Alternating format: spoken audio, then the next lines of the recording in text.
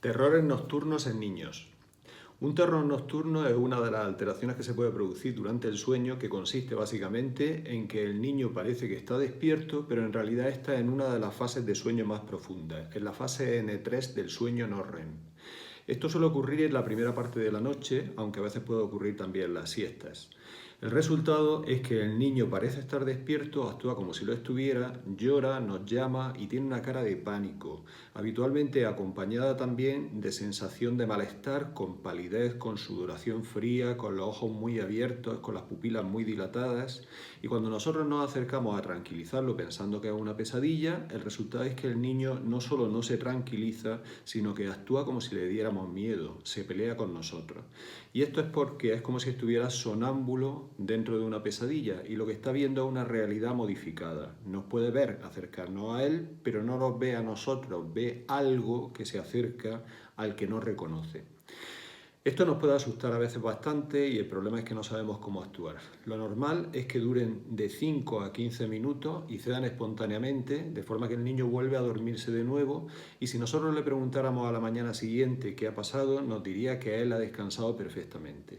Lo mejor que podemos hacer durante esa fase en la que tiene el terror nocturno es, primero, no despertarlo, segundo, intentar que no se haga daño y tercero, no comentárselo. Porque si nosotros se lo comentamos al niño puede preocuparse pensando que hay algo en él que no está bien, con lo cual no vamos a conseguir absolutamente nada, pero le podemos generar una ansiedad innecesaria.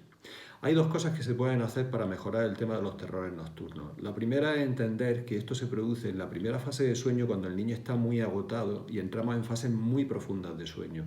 Y por lo tanto lo que tenemos que conseguir lo primero es que el niño tenga una buena calidad de sueño. Si el niño no está tan agotado y descansa bien, es más difícil que llegue al terror nocturno. Para eso es importante hacer ciertas medidas de higiene del sueño, como intentar que el niño no se acueste demasiado tarde.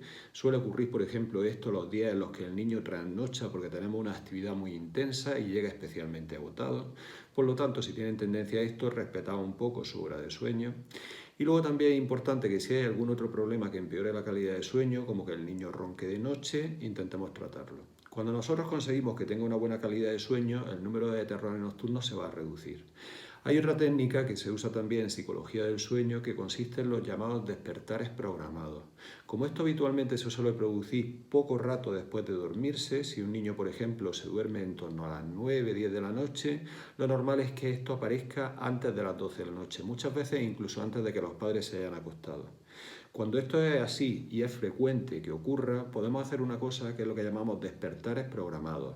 Consiste en que, sabiendo más o menos la hora en la que el niño se despierta teniendo el terror nocturno, nosotros podemos actuar un poquito antes intentando despertarlo. Hay muchas veces que ni siquiera es necesario que llegue a despertarse del todo. Simplemente con que rompamos ese camino que le llevaba a la fase N3 del sueño no REM, ese sueño en el que va a tener el terror nocturno, podemos interrumpir esa bajada que va a una zona muy profunda en la que no se entra con facilidad. Y el resultado es que si dificultamos esa tendencia que tiene a entrar con tanta facilidad en el sueño no REM N3, el resultado es que el niño deja de tenerlos con tanta frecuencia. Esto se puede hacer durante un mes, de forma que le insistimos en cada noche, un poquito antes de la hora en la que tiene el terror nocturno, simplemente hasta que se queja un poco. No hace falta, como os digo, despertarlo del todo, sino simplemente lo típico que empieza, oye, solo con eso, solo con eso, sin llegar a despertarse del todo, suele ser suficiente. Pero hay una cosa que tenéis que tener claro, y es que hay veces que intentando hacer eso se desencadena el terror nocturno. Si pasara, no os preocupéis. Si seguimos insistiendo con la técnica, poco a poco vamos a conseguir que sea menos frecuente. Pero como os decía, también es importantísimo que mejoremos la calidad de sueño del niño para que no llegue tan agotado a esa primera hora de la noche.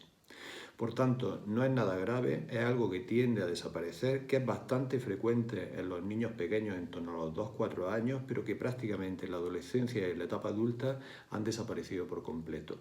Y que, como os digo, al niño no le va a pasar nada, él no guarda recuerdo al día siguiente y la prioridad sobre todo es que no os preocupéis demasiado, que intentéis que no se haga daño cuando ocurre y que no intentéis despertarlo.